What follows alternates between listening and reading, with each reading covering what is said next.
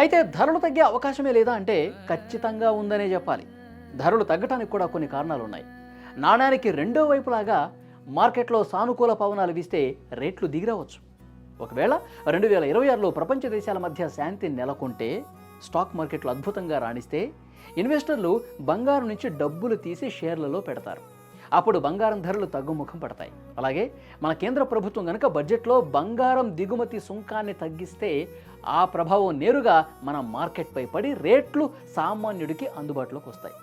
వర్షాలు బాగా పడి పంటలు బాగా పండి గ్రామీణ ఆర్థిక వ్యవస్థ బాగుంటే కొనుగోలు శక్తి పెరుగుతుంది, కానీ రేట్లు తగ్గకపోవచ్చు. గ్లోబల్ మార్కెట్ డౌన్ అయితే మాత్రం మనకు ఊరట లభిస్తుంది.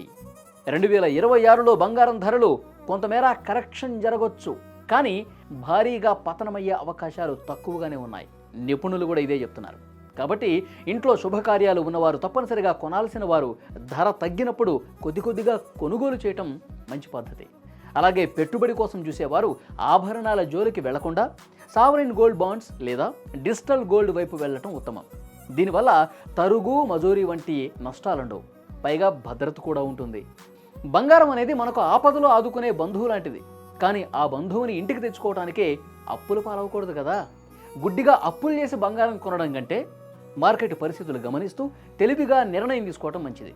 అసలు 2026లో తులం బంగారం రేటు ఎంత ఉంటే బాగుంటుందని మీరు అనుకుంటున్నారు? కామెంట్ రూపంలో తప్పకుండా తెలియజేయండి. ఈ వీడియో ఇన్ఫర్మేటివ్గా ఉంటే నచ్చితే లైక్ చేయండి, మీ ఫ్రెండ్స్ అలాగే ఫ్యామిలీ కూడా షేర్ చేయండి. మా ఛానల్లో వస్తూనే ఉంటాయి, సబ్స్క్రైబ్ చేసుకోండి.